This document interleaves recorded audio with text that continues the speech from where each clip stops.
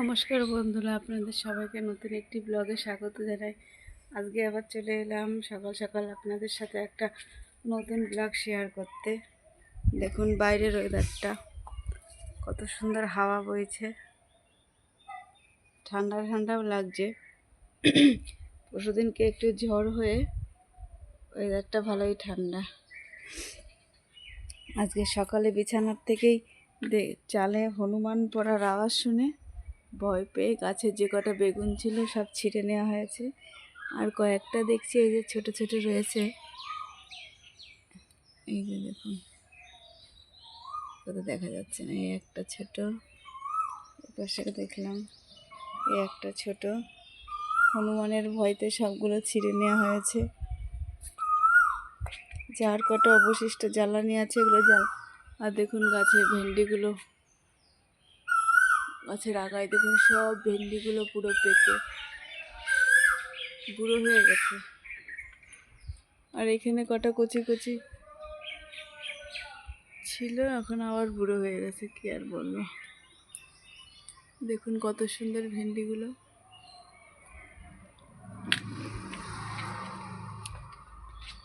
তো এই যে হনুমানের ভয়তে যেই বেগুনগুলো ছিঁড়ে নেওয়া হয়েছে সেইগুলো দেখুন।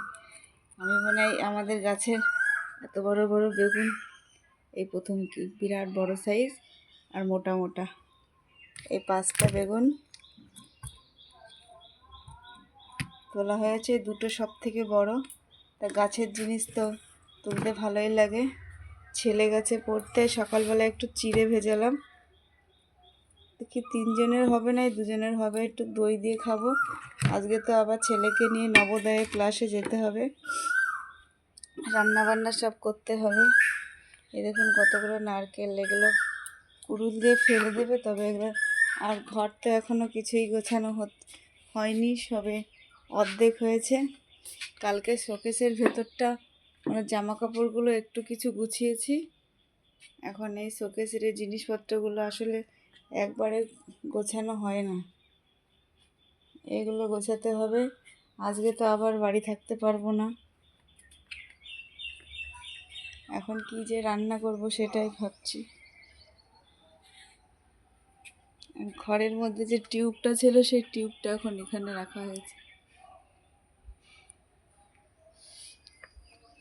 এই যে দেখুন মইটা ঝুলিয়ে রাখা হয়েছে।